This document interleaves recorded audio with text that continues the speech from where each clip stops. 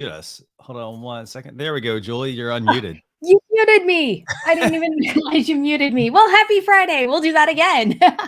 It is a wonderful Friday. I've got my amazing co-host Christian here with me, and we're going to have so much fun with Kevin Colby talking about your camera positioning. Definitely, yeah. And camera positioning is really important for live streaming. For example, you'll probably see me right now looking off to the side. And this is because, well, I've got a monitor set off on one side. I got the camera here. I've got another screen underneath the camera. And that could be distracting. You know, Julie's got a great setup there. She's looking right into the camera. So we have invited a friend of mine, Kevin Colby. We've invited him on to this week's show to talk about camera positioning, you know, talking about how you can position your camera, why it's important to position your camera. He's going to talk, I think, about some tripods and different ways you can, you know, get your camera properly seated in front of you, and much, much more. So I'm going to go and bring on Kevin, and we're going to kick things off. So Kevin, it's great to have you join us for this episode of Learn with StreamYard. Hey, thanks so much for having me. I had a hair appointment scheduled. So when you called, I thought, no, I'm postponing that to be on here. I don't know where that's going, but anyway. I love it. Why don't you tell us about yourself, Kevin, and what you do and kind of your background? Yeah, so my name is Kevin Colby. It's what I was named at birth, so I've just gone with it since then, which was a long time ago from what I understand. I'm a video coach and a content creator, YouTuber, live streamer. I started in radio a long time ago and then had a chance to get into television. So I was in TV for a long time, ran a oversaw a creative team at a Fox station, and eventually the position went away, became my own business. So I help people get into video and do more with video, just so they can share their gifts and make an impact in the world. Awesome. Looks like we've already got people coming in with questions. I'm sure we'll be getting to some of these, as Kevin is a glasses wearer. So We'll be covering all of that as we go through everything. So excellent. What I want to do is I want to just turn it over to you and let you talk and let you teach. I mean, because, you know, I know you and I have talked beforehand about like camera positioning, why it's important, all that stuff. But I want you to basically just take over the show and let's talk about why camera positioning matters for live streaming. Yeah, and by the way, if anybody's watching, which is never what you want to say, but any questions you have for me or anything like that, you can go ahead and ask. So camera positioning, why is it important? So here's the analogy I use. If remember the days when we could go to a coffee shop? Man, I miss those. Do you miss those? I loved going to coffee shops and just hanging out.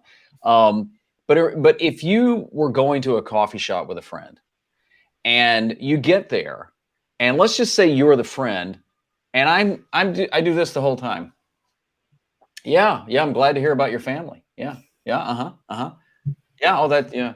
But I never looked at you. Now, we've probably all had those friends that do that. You would lose that connection.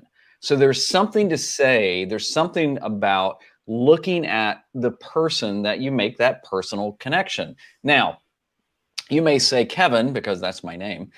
Well, but if you're in person, it's different. So what you have to do on camera is there's certain things you want to do to be able to look at the lens, technically at the person. So right now, even though I can't really see you, I can do my best to talk to you. And a lot of that is the camera positioning. So like one of the simple things is eye level. And in just a minute, if Christian and Julie are okay with it, I'm going to show you a couple of different cameras I've got set up, and I can show you how my camera is set up. Now, everybody's setup is completely different. There's simple ways of doing it. There's extravagant ways of doing it.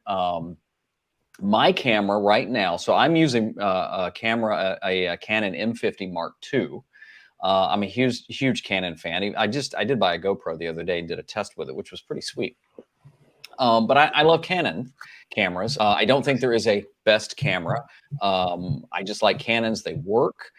And the reason I went with the M50 Mark II is because it has what's called a clean HDMI out. And I know we're talking about camera position, but right now I'm using my Rode Wireless Go for my audio, which then frees me up to do this, which I can show you some stuff. But I have my camera mounted on just it's a stand that's clamped to my desk, and it's set. So right now it's just above my monitor. And the reason that's important, it's even where I position my screen. So let me, are you guys okay with, I'm going to switch my camera for a second. Yeah, sure. And what I want to show you is, so if it worked, here we go. So this is right now I'm on my iPhone. This is iPhone 11, and I'm connected wirelessly through an app called, I think it's iRun, it's IRUIN or IUN or something like that. But let me show you something. We're going to get a little meta here for a second. So right now, if I kind of go all the way back, right now, this is my setup. So there's my camera right there. In fact, you can actually see me. Hello, hello. But where I have it is, I'm going to go back to this, is if you notice, it's just above my monitor. And since I'm short, that's about as low as I can get it. And then this monitor I have where I can pivot in and stuff. But there's another little trick I do. And this is all I think falls under camera placement. But you notice this right here, the window. Well, since my camera is right here, I move the window, the screen, whatever you want to call it, as close to that as possible. And sometimes I've even done things like this where I'll shrink it down. And I do that just so it's easier for me to constantly make contact. Now, there's the other thing you're going to notice right here is this has a flip out screen. So I can quickly see at any point if I'm in frame or where I am with it. But when I go to, I'm going to switch cameras here back to my main camera. Just bear with me 1 second. So right now, it hopefully appears like I'm looking at you. And again, that's the beauty of camera placement, is little trick and things like that you can do to be able to talk more. Basically, you want to get the lens. I always say the camera, but it's the lens, as much as eye level as possible. Now, I'm going to show you something right here. You ready? This is free. Hold on for it. Ready? There we go.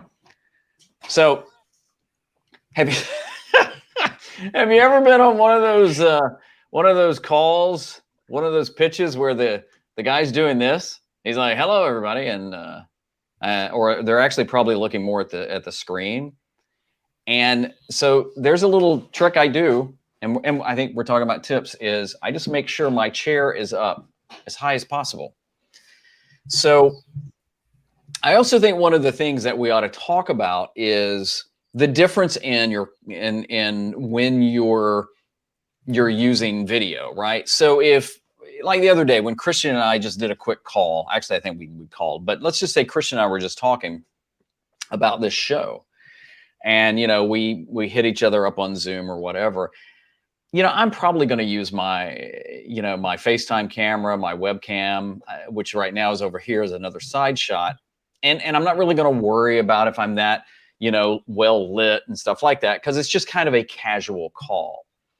But if you're live streaming for your YouTube channel or your Facebook page, or you're doing a presentation, or you're representing your business, or you're on a professional call, if you will, I think it's really important to try and get as centered in the frame as possible and be talking to the lens as much as possible. Now, again, I want to go back over to my phone for just a second. And I'm going to show you this like that. Now, if you notice right here that, I tell you what, can I get fancy for a second? It's not really. I just feel like saying that. So right now, this is my webcam, right? So my webcam's on another pole right over here. And you can see what my phone is on. This is a it's about a $20 tripod selfie stick. It's made by a company called Benru. I mean, this is the one I use. But if you notice right here on my desk, if I were using this, I can adjust this. I can adjust the height, and it becomes really nice. So if, for example, I'm going to switch now to my phone. If we were using the phone to communicate, what I would be doing is talking to you right now.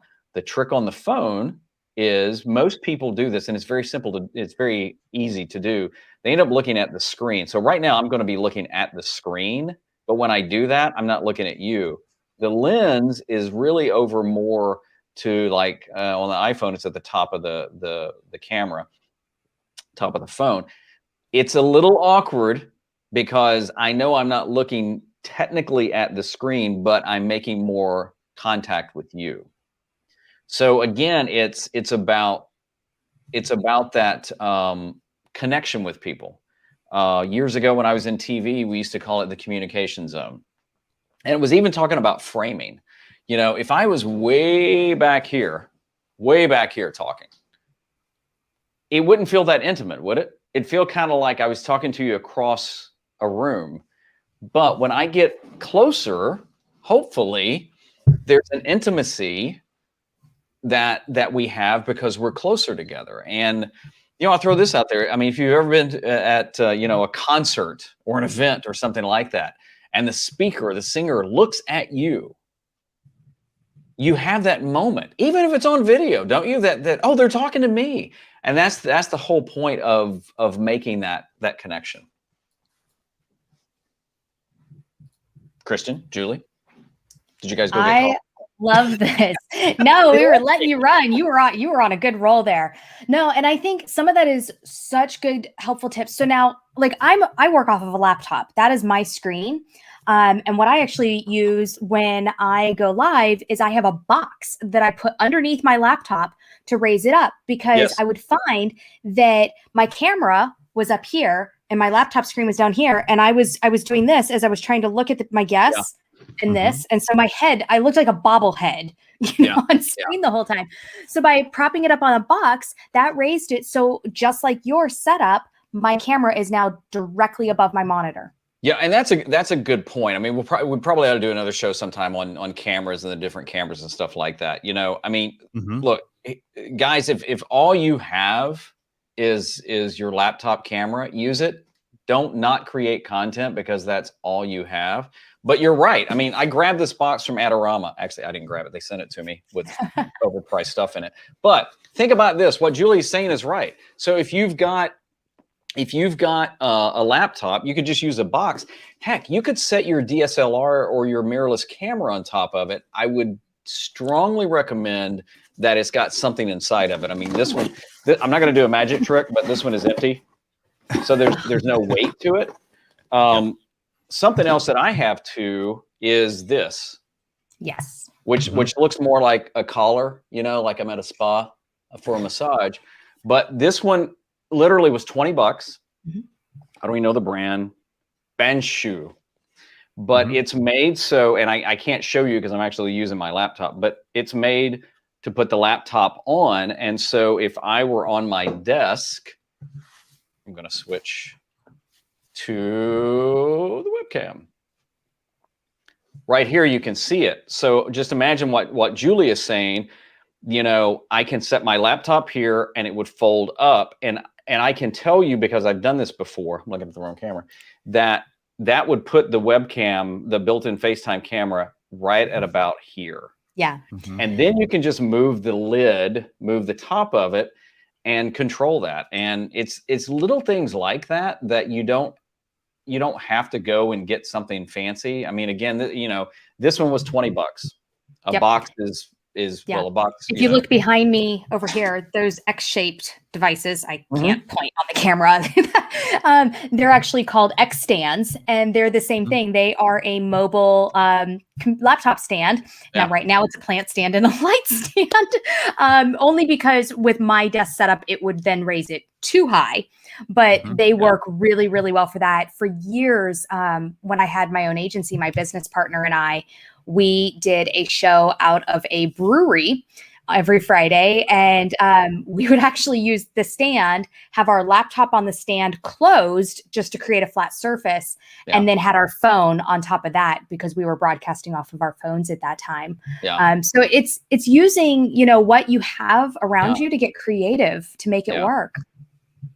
And I want to go back to your box thing, Kevin, real quick. Yes. So, you know, a couple little tips about that box thing as well, by the way. So before you put that, you know, $1,000, $2,000 computer on that box, make sure it's sturdy. Like I'd even say, like, take the box and flip it over and use the flat side versus the side that has all the flap. Because even though you close the flaps, you know, they can push it up, and then that might make it a little bit unstable.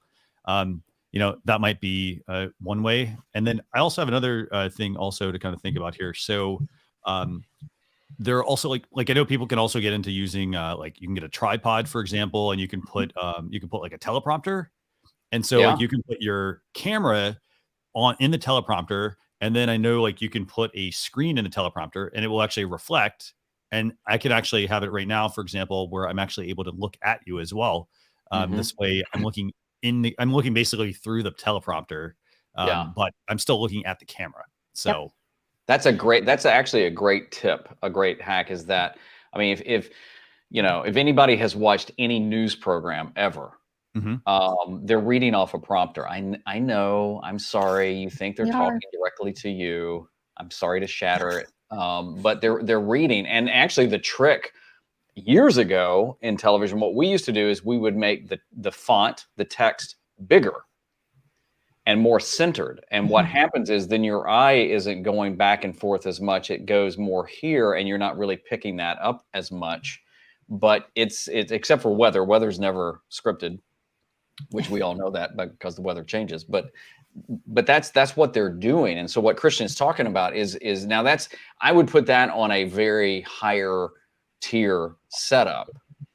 But again, it's about positioning that prompter or that tablet that you're laying there, or however you're getting that feedback. And I've seen people just do it to literally reflect like a Zoom call on there. So literally they see the quadrant of all the people where the people see them looking right at them the whole time. And it makes all the difference in the world when you're looking at someone talking to them, whether it's pre-produced video or live, of course, in person. But we're talking about video. Looks like we have some questions, so I'll start to pull some of those in for you.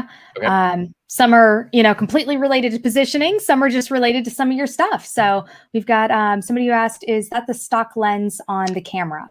No, it's not. It is. It's a good question. It is a Sigma 16 millimeter, which gives you the blurred background, or as we love to call it, the bokeh. It's a blurred background.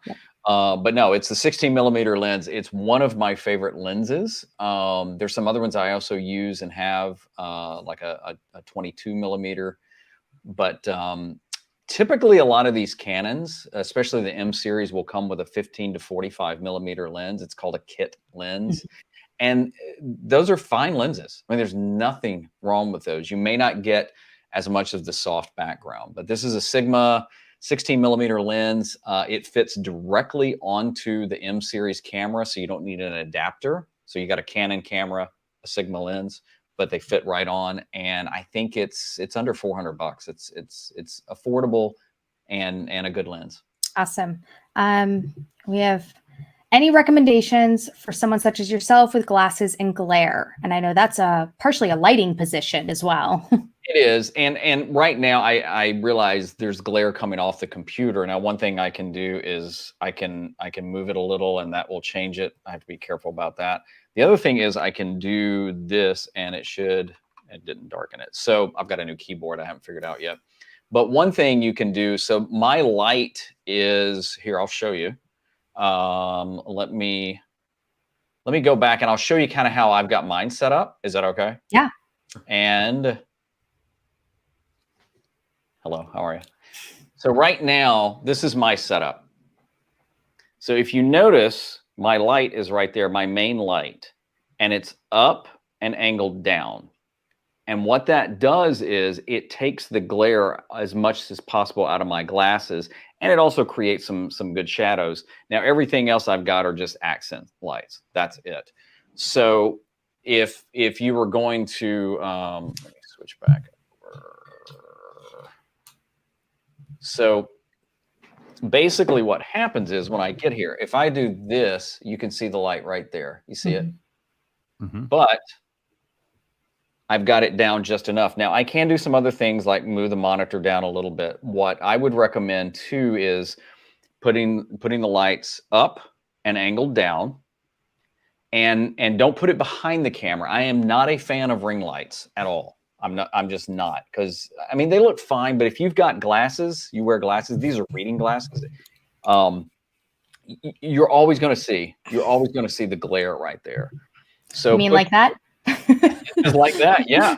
Where you're going to see the ring? Yeah, and it's even worse sometimes with the glare because you really see the light. So not only do you want to put it like up an angle, but you want to put it over to the side more. Now, if you get it so far over, it's kind of dark here. Just add another light or anything. I mean, the light you saw in the corner, I mean, that's just one of these LED touch lamps. Yeah. And it can go brightness level. It can go different colors. I've got one in the back right over there. Yeah. And I just have going through different colors because I can't figure out how to get it to stop on one color. Dang it. I always turn it off and I'm like, well, that wasn't it. So that's funny. And by the way, the other speaking option is to dim your monitor brightness. And if I didn't have a brand new keyboard, I could figure that out. But basically just by dimming the brightness of your monitor enough where you can see, that also will take that reflection out of your glasses too. You can kind of see here on this one where it's, and as oh, there you go, right there. See what Julie just did? Can you do that again? Can you now watch your eyes? Bang. It's like magic. And you know what? These are actually good points here. So, for example, you were dimming the brightness of the laptop. That's another thing where, do you need that laptop right in front of you? Maybe you need to use a tablet, put the tablet off to the side, for example. That's also another thing. If you need to light one side of your face, you could at least have your tablet off to the side where it's, you're glancing off at your notes and then coming back to the camera. Another thing I also wanted to share is, if you happen to have put if you have a webcam, for example, say you're using the built-in webcam on your laptop or a webcam that's sitting on the top of your laptop screen. What a lot of people do is they fail to adjust their laptop screen. So they're looking down at their laptop screen and then the camera is looking up at you. It's kind of an awkward angle. So that's where the box trick that Kevin and Julie mentioned can come in handy. It's raising that up to where it's right in front of you and then adjusting the angle on your laptop. And then that can also help adjust some of that glare that you might be getting on your glasses as well. Yep. I think I just got a package, the thing which I cannot say the name of, which will tell us. So awesome. You can turn everything off you want, and there's always that one thing that'll come on. Yep, always. Welcome to live. Yeah. The A word chimes in periodically over here too. So by the way, I hear Facebook's doing the same thing. They're going to be coming out with a product as well. So we're going to have to we're going to have a list of names to not use during a live stream.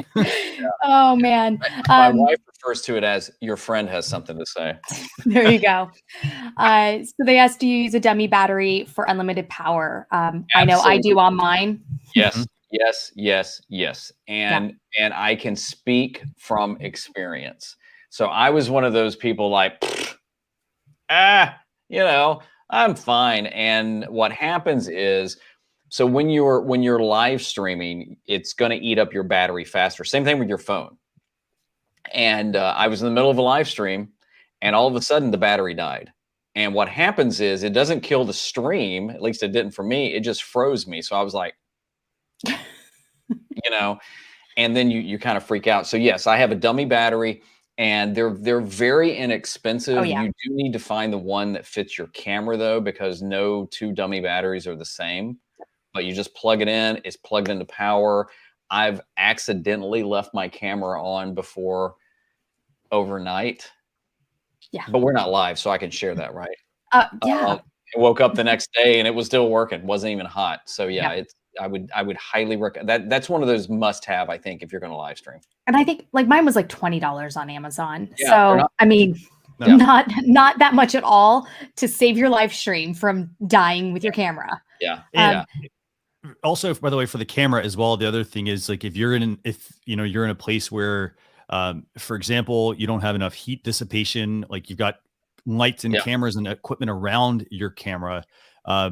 If you're not using the dummy battery, it can shorten the life of the camera. It can also cause a lot of problems. Like it could start to freeze at certain points, but the thing is the dummy battery, I mean, it's like you said, it's what, $20-$30. Yeah, it's 20 to 30 bucks. Yeah. And you can, just look up the model of your camera. I mean, when I say model, I mean, if you go to Amazon, which is where I buy almost everything, because we know from what just happened, that, just type in, Canon M50 Mark II, dummy battery or AC power adapter. And chances are it'll come up there. Again, there's no name brand that I use. It's the one that works. And I do look at reviews, but then use it. Use it. Melanie wants to know what mic you are using. Right now I'm using the Rode Wireless Go. In fact, we've got Christian Vanna Christian over there. Very nice Vanna. I like by a vowel. Starts with an R. I actually have it under my shirt. And it's just, all it is just hooked to my camera. I'll show it to you if you want to see it. We're going to, where is it? Right here. Sorry. So, nobody needs to see me that close.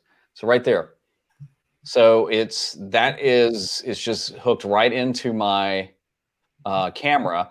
And the reason this works is because of the HDMI out. So it's no different than an HDMI cable on your TV, right?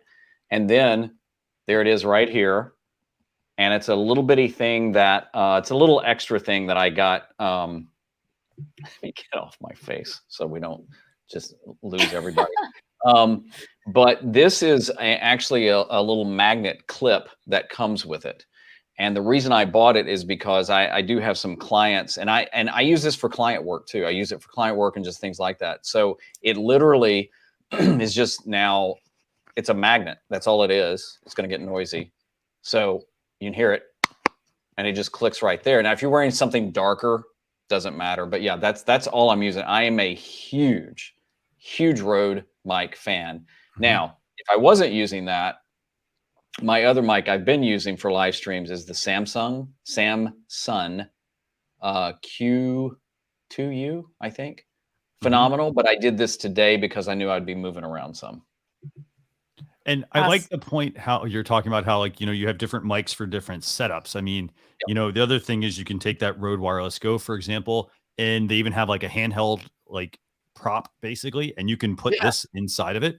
So then it becomes a prop, or, like, as you mentioned, you can clip it onto yourself, or you can use, your Samsung Q2U as well that you're using. So, so what's your take on that? I mean, should people have different mics for their setup as they're, as they're getting their camera positioned? Well, it's a great question. And I mean, I think what some people forget is that the most important part of video is audio. I mean, think of things you've watched. I mean, you'll probably put up with some really crappy video, but if you can't hear the person, you're either going to jump to the next video or you're going to stop watching or whatever. I mean, I'm not just talking about the audio levels are all over the place if you just can't hear them. I have different mics for different things.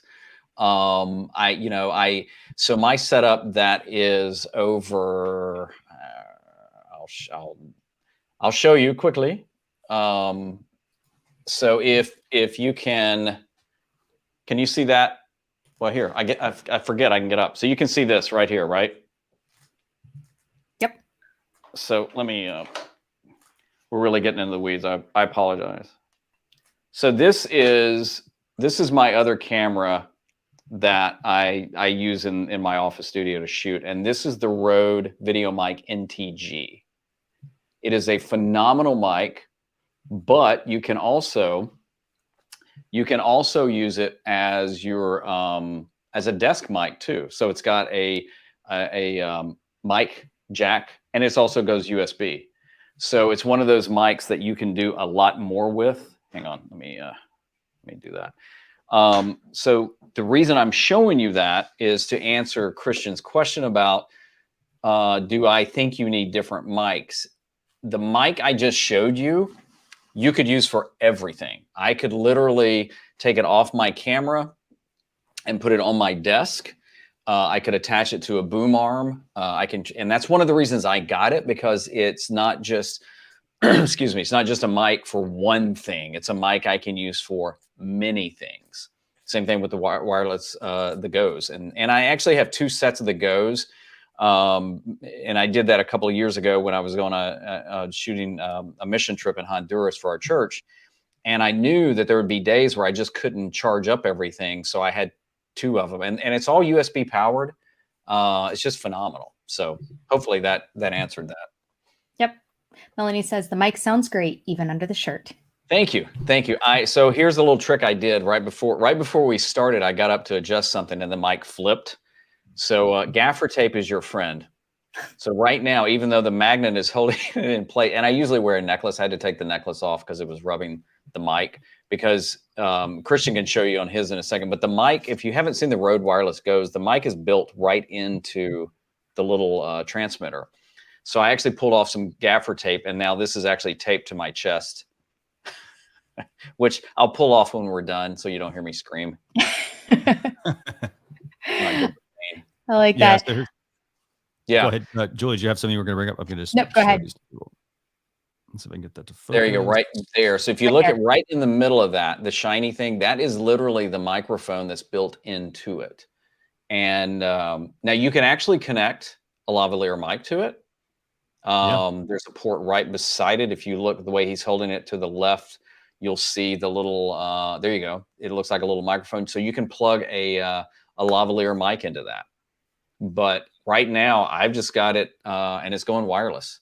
And it looks like I'm at way good battery strength. Vanna, Awesome. you have done a phenomenal job today. There we go. You know, and I think this one is probably one of those that this question is kind of different for every user, every person. But they're asking, what is the best webcam and what are you all using? So Kevin, why don't you start first, and then we'll kind of all go around with what we're using. Yeah. So I have the Logitech C920.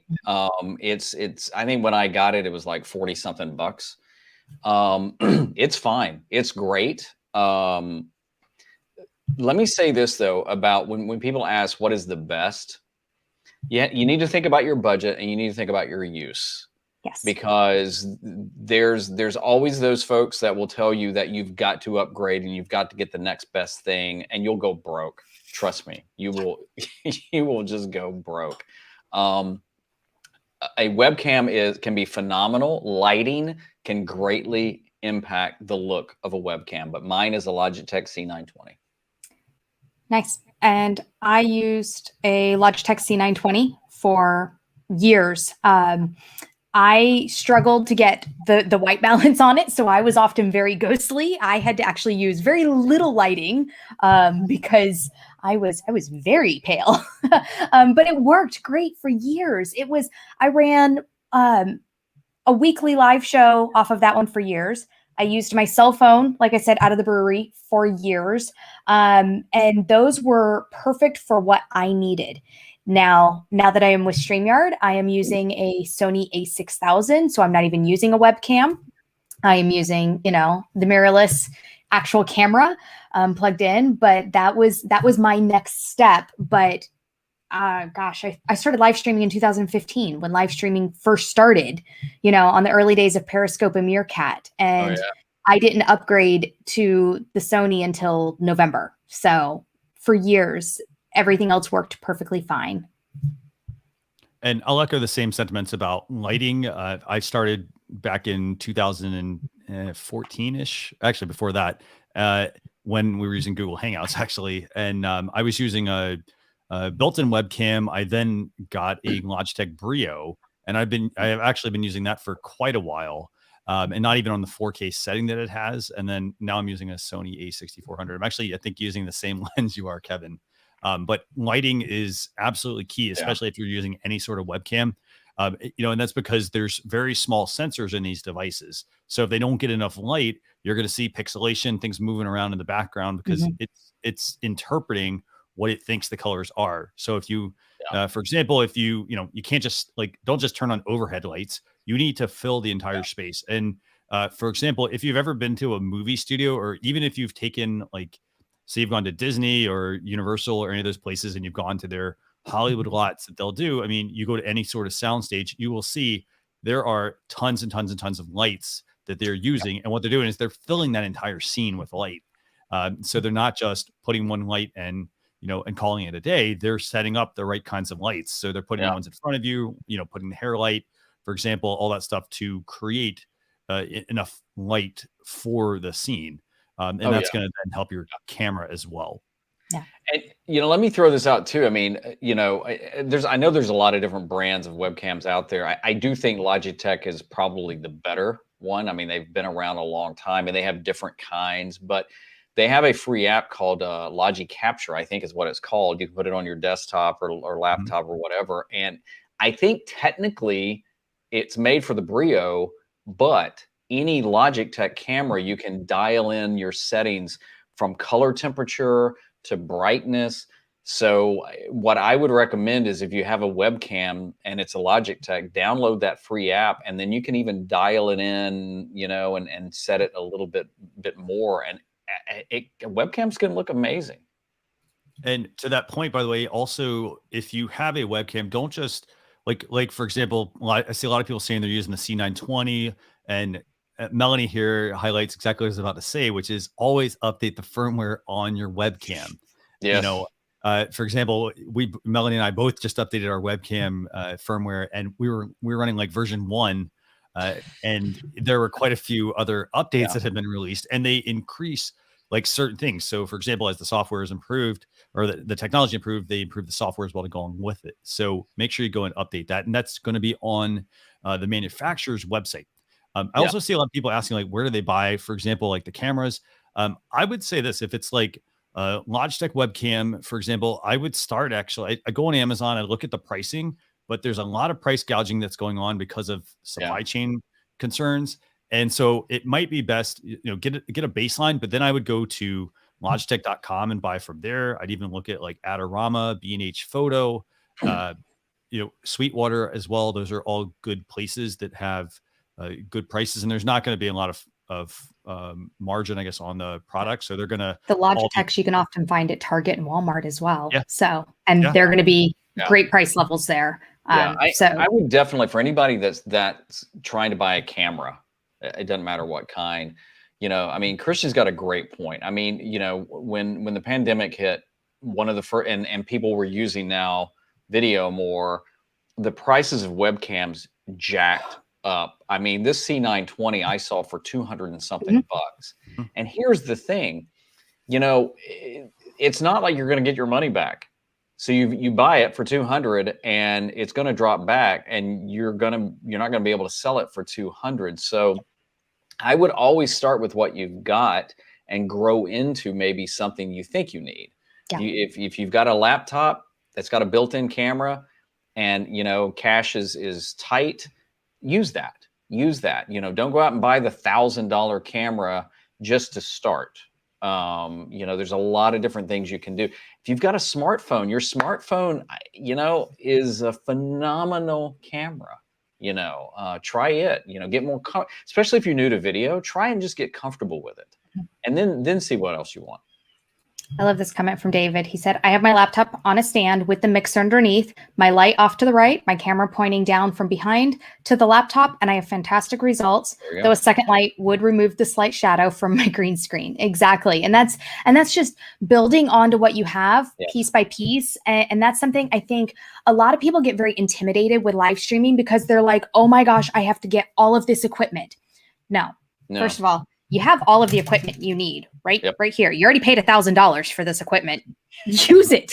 Yeah. Start there and then build. And Yeah. as your show grows, as your brand grows, as your business grows, whatever you're doing for your purpose of streaming, then build on that and gradually get each piece. Get your mic, get your audio. We said your audio is super important. So get your audio stepped up, then build on your lighting, then build on your camera. You don't have to run out and buy it all on day one. Yeah. And something I will say to folks all the time is that, gear won't make you creative. It can help you create, but no gear is going to make you creative. And I think that's the trap that content creators can fall into. It's like, well, I've got to have that, and I've got to have that. And if I have that, then I can do this. Or, while I've only got a webcam, you got a webcam. Yeah. I'm going to jump in and answer this question for Cheryl. And the answer is no.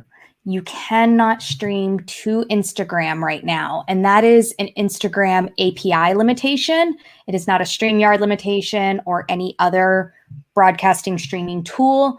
Instagram will not allow you to stream there through these tools. They want you to go live directly, natively within their app. There are some programs out there that people have spoke of, but I will tell you that you are using those at your own risk. Yeah. They are against Instagram's terms of service, and they can close your account for using them. So I hear people all the time going, well, what about this one? They use it all the time. And I'm like, at your own risk. So if you're willing to take the chance of your account being shut down, go for it. But if not, with StreamYard, you could stream to Facebook, to Twitter, to YouTube, to LinkedIn Live if you've been approved for LinkedIn Live. Twitch. As well, if you're a gamer. I was like, I feel like I'm missing one. And Periscope for at least another month. Yeah, right? And we'll figure out what they're going to do with that one. Yeah. They'll shift it to something. Twitter thing. That's not a StreamYard thing. So. Right. So, yeah. And Kevin, by the way, I have a question real quick. So, we talked about like the different cameras that we're using, for example, getting those positionings right. How much is that app that you're using for your smartphone? Because I have to say, we talked about like, you've paid $1,000 for this phone, right? Use it. Right. How much is that app? Because I love also the fact that you're quickly switching between these in the StreamYard dashboard, and it looks fantastic. So I'm going to answer that question in the app. You ready? All right, lean in. It was free. Yes, free. So you have to download. The longer we hang out, you're going to realize he's either poor or cheap, and I like to think I'm cheap. I hardly ever spend any money on something if I haven't tested it out. I've bought a couple of apps on the fly. Some have worked out. Filmic Pro is a phenomenal app. Phenomenal app.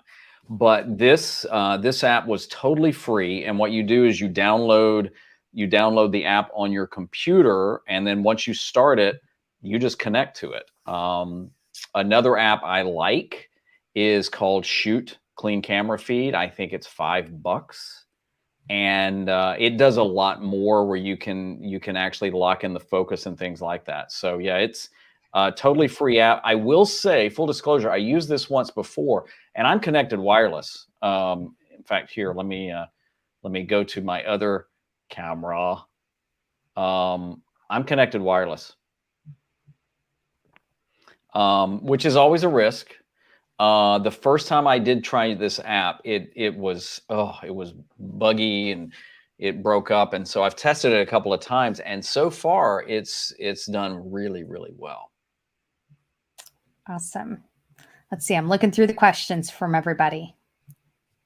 And I'm going to go ahead and drop a couple of links in here. I'm going to drop a link to the Shoot Clean Camera Feed app that Kevin was talking about. That's $4, by the way. So it actually went down in price. That's $4, not $5. So yeah, definitely check those out. Andy wants to know if anyone is using the ATEM Mini HDMI live stream switcher. I am not, but Christian I know is. Kevin? I get mine tomorrow. I went for the ATEM Mini, or the not ATM. That's where I would withdraw the cash to buy the ATEM. Yeah. But yeah, I get mine tomorrow. And what I plan on doing is I I'll connect my M50 to that. I've got a GoPro back here, which can also go wirelessly. But I got the what's called the Media Mod kit, and that will allow me to connect it via HDMI. And then I also got a little adapter for the phone, which then will allow me to bring the phone in via a wire, which is better, HDMI. So my goal is to be able to have multi cameras if I want it and need it, that I can then use through that. I know Christian's used it far more than me, but now I'll say this: it's not a must-have. It's just not a must-have. I mean, you may say, "Well, Kevin, is a little awkward the way you're switching between cameras," but I mean, you know, if the information is there, that's fine. I'm not as smooth as Christian. I'm just. I know the ATEM is on my wish list. I've just not done it yet. It'll happen eventually. So. Yeah. And also this, I mean, the main reason I'm using it, I mean, it's partly, so the great thing is if you need a capture card for an M50 or a Sony camera, for example, that's a separate purchase usually from an Elgato, but the ATEM Mini, you don't need that. So you basically plug right into that. So you're actually, even though it's like, oh, it's $300 or it's $600, I think, or $8 or $9, you save $150 essentially because you don't have to buy the capture card. And then the other thing I do with it is now I can plug in like an iPad or an iPhone or anything like that I want to also demo. And then I'm able to quickly switch between those because they're basically seen as a camera source. So you can plug in a laptop, you can plug in an iPhone, an iPad, and one camera if you wanted to. And then now you have different ways to make your live stream, to improve your live stream or to enhance it. Yeah. And since you brought up capture cards, Mr. Casey Landry is wanting to know about recommended ones. Kevin, you want to take that one? I mean, I've got an Elgato Camlink 4K, even though I don't live stream in 4K, and I did some. I wouldn't recommend it. I would stick with 1080p because actually, if you're live streaming to Facebook, unless you're a gamer, they're going to bring it down to 720. A lot of folks don't know that, so. You know, I would just, but the Camlink is fine. There's also another one I've got. I can't get my hands on it right now. I think it was $20. Is it WeLink? I think is the name of it. Works just fine. But Camlink is Elgato is really good. Yeah, that's what I use. Same here. I have one of those as well. And there's no driver either. I mean, you just plug it in. Well, even the cheaper one too. You just plug it in, plug your cord in, and it works. Yeah. John wants to know: are you using an OBS virtual camera? I am not. I'm not an OBS fan at all. I don't think it's easy to use. I like simple. I like easy. I mean, it's one of the things. One of the reasons I like StreamYard is like StreamYard. You can do a lot with it, or if you're just beginning, it's really just easy to get going. I don't think OBS is at all. I think it's overcomplicated. I have used another brand's virtual camera, which is fine, but no, I'm not using OBS. Yeah. Well, I know we are getting close to the top of the hour, and we didn't even mention it at the beginning of the show, but we're going to do a giveaway. And so maybe we should go ahead and do that, and then we can take some more questions, give people a chance to kind of pop in some more questions and talk about that, or any final tips and tricks from you. But we are going to give away a StreamYard mug. So just put in the comments, #LoveStreamYard. And then, of course, if you win, make sure you share it on social media and use the #LoveStreamYard because we want to see it. So put those in the comments, and Kevin is going to choose a winner. I am. So now I've got to go to the comments, right? Yep. And we got of course, the wonderful delay. So we'll give everybody a second. I'll give it a second. So let me just throw out some other things too, is that, here's another option this is a Joby Gorilla Pod. This I think is called the 3K.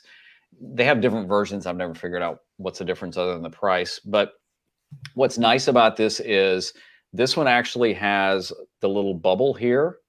So when you're placing your camera, you can also see, is it level? Again, another little tip that, even if you're looking at the lens, but you're kind of like this, You know, it's kind of like in the old, if you ever remember Six Flags Over Georgia, you know, the house that you'd go through that was all whacked. But this could be something. And what's really nice about these is, this is a little bonus tip, these heads come off. So literally you could take this and mount this to a bigger tripod if you wanted to. So you don't have to be married to that. I also have a switch pod over there that I've got another camera on. And this is another little trick I've done before. And while we're getting close to drawing, I'll show you this on the webcam. So this is a trick that you can do. So let's say you've got this kind of setup. I'm going to move this, but just imagine. So now I'm putting the camera between me and the monitor. This could be an iPhone. It could be a DSLR, mirrorless. It wouldn't matter. But the point is that now it kind of, I can see what's happening in the background, but I'm really looking at the camera. And there are some phenomenal desktop tripods. There's one I would recommend called Redicam, and it is solid. It looks like a little mini tripod. It's, you know, it'll extend up to a certain degree, and it's got a little crank handle and a little what do you call the plate on it that'll come off.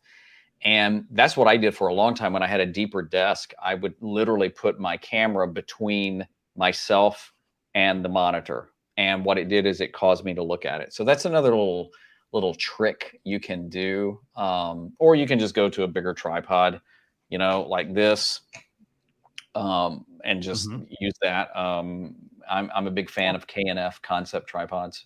Mine is, my camera's on a giant tripod in front of my desk. I bought a desk mount and then discovered my desk was too thick to mount the desk mount to. So my husband is fashioning me some brackets for my desk mount. But in the meantime, I found I was using a small tripod on my desk and I kept bumping it. And the camera closely went over, you know, almost more than once. And I said I spent way too much on that camera to have it come crashing to the ground off my desk. So exactly that. Just got a big tripod and put it right in front of the desk. And Kevin, by the way, honestly, I think that is a great solution. I don't have that depth back there, so I just went with it. Hey, how about a winner? You ready? Yeah, let's go for it. I looked up and saw Mike Price. All right, Mike Price. Come on down. Send a message to the StreamYard Facebook page, or you can email us at marketing@streamyard.com and send us our address. Send us your address, and we will get your mug mailed out to you. So, Mike Price. So, Kevin, so now that we've got a giveaway winner, I want to actually go back to that tripod question. So, you know, a lot of people, they look at tripods and there are various price points on tripods. Yeah. Can we talk about like I mean, I know we talked about using boxes, things like that, you know, as your good option, you know, use boxes, use books. For example, if you've got some, maybe got some books sitting around from when you were in school, those make really good solid bases and you can build off of that. Yeah. I know you can get, you know, your better option, as you mentioned, was to use something like the Joby, the GorillaPod, or the Switch Pod or things like that. You can put them in front of you. They're flexible. Some of them have adjustments on the heads. But so let's talk about tripods real quick. As far as the cost of tripods, like, so should I go with the really expensive, like the Manfrotto ones? Should I get the cheap one? Like, what's your take on that? And why is one better than another? Yeah. And that is a phenomenal question, because just like probably everything with a video, no two tripods are the same. You can, I mean, I've seen tripods go for under $20 to several hundreds of dollars. I did have a very expensive Manfrotto at one point that I just thought I had to have, and then I ended up selling it. What my recommendation would be is, you know, it's easy to think, well, I'll just get an inexpensive tripod. But I always encourage people to ask what you're going to put on top of the tripod. So, you know, now, granted, any tripod can knock over and things can happen, but the cheaper the tripod, sometimes they're just not built as sturdy. depending on the type of fastener for the leg, whether it's one of those flip things or or screws. Those can get. I've had those completely give away before. Sometimes the screws just aren't built that well. So I would always say, ask this: do you want, you've just invested, $500, $600, $700 in a lens and a mic and a camera. Do you want to put that on a $19 tripod? So, the ones I use, the K&F, I also have different purposes for them, because one of the things I like about them, they're sturdy and they'll go up higher, but they also have a hook underneath. If you see this right here. And so you can hang like a sandbag on that, or heck, like a bag with a bunch of canned food, anything that gives the tripod weight. But then the shaft of the tripod will also come up and bend over, so you can use that for shots down or just a different angle. So I don't know that there's a price point, but I would say if you're investing in decent gear, that I would definitely get a tripod. I wouldn't go too cheap on the tripod at all. Manfrotto makes good ones. Joby makes good ones. These are K&F Concept. They're good ones. I just think sometimes, though, that you're taking a risk if you go too cheap. Yep. No, I agree. And that's exactly why I had to get it off of the flimsy little rubber tripod on my desk, because I knew what was sitting on top of that. And I knew the value of what was sitting on top of that. And I said, that is not worth it coming crashing off my desk, because it's trying to sit on the corner and I'm attempting to make my space work. Yeah. So instead I said, right now the clamp is not an option. So here's my next option. I moved the desk out a little, angled it, and plopped the tripod in front of it. And it worked perfectly that way. Yeah. You don't want one that just has no weight and is right. You're just asking for trouble. No. So Tommy here, real quick, he asked, his iPhone comes across very pink. Is there a way to adjust the colors when using that? And what have you found with experience with using your phone? So there's certain things you can do. Like if you go with the like Filmic Pro, if you're not familiar with that app, it literally turns your camera into like a DSLR mirrorless camera. I mean, it gives you ISO and aperture, and they even have built-in lenses. So it's taking the built-in phone lens and changing it, the perspective of it. A lot of times it's the lighting. So what sometimes folks I don't think know is that if I was like in the regular phone right now and you push right here long enough, it'll a lot of times bring a box up, and you can lock that. And what that'll do is that'll lock the focus, and that you can also adjust the brightness. I would also look at the other lights around you. Are you using overheads? Or are you using fluorescence? Fluorescence can give you a really different color look. And it may just be like going to the hardware store and buying a bulb, like a smart, or like a warm or soft bulb, just to kind of change that color. Yeah.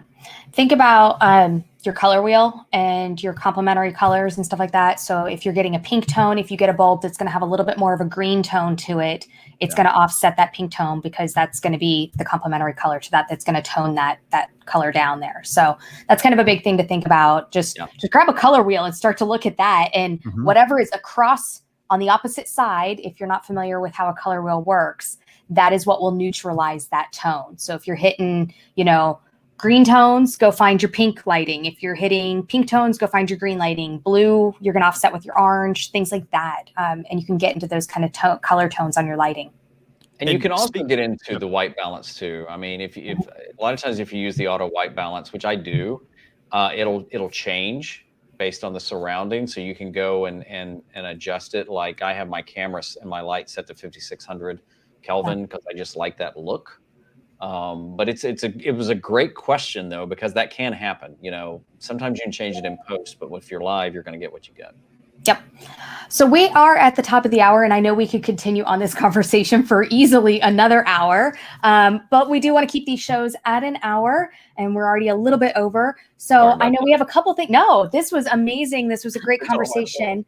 We have a couple things coming up. So Kevin, you are going to be doing some more videos with us, though. We're going to be seeing your face again.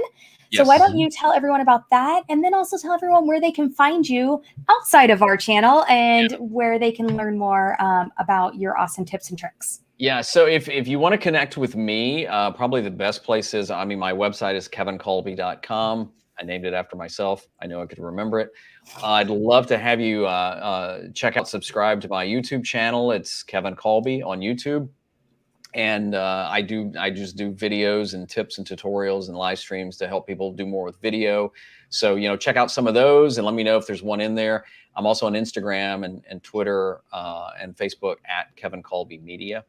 But yeah, so starting next Friday, I'll be live streaming again every Friday on my channel. Right now, it's either going to be 10 a.m. or 11 a.m. We're going to figure out that time, Eastern time. And just every week be covering something different about video or creating content or things like that. I want to dive into using Canva and different things too to help our video. And then, I'm going to be doing a monthly live stream on StreamYard starting in March, along with some videos we're going to be working together on. Don't know what day we're going to be doing that or the topic, but I'm pumped. I'm pumped about doing that. In fact, I've even got my my duck pillow back there. You can see it. So love it.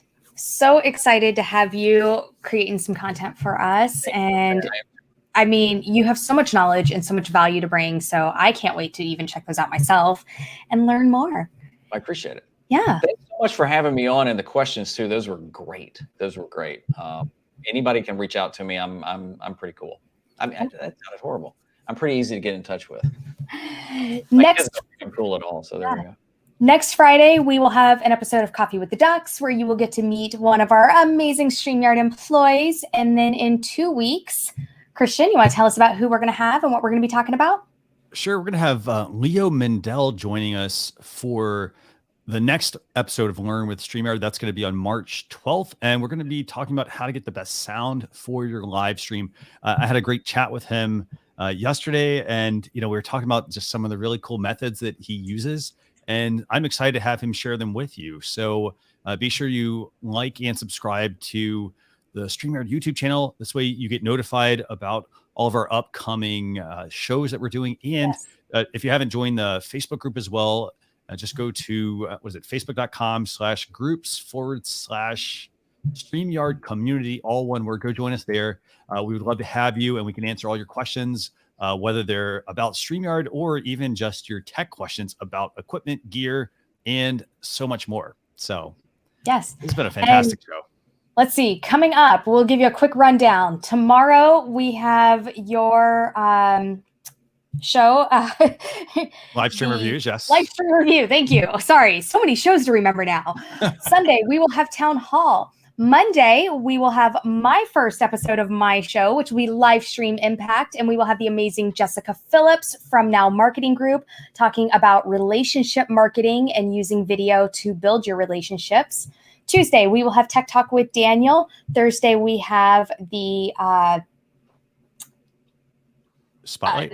StreamYard Spotlight with Dana and Kelsey. So yes, I know. I'm like, it's Friday, and there are a lot of shows now, and I love it. It's amazing. So we cannot wait to see everybody on the next episode of our shows. And with that, happy Friday.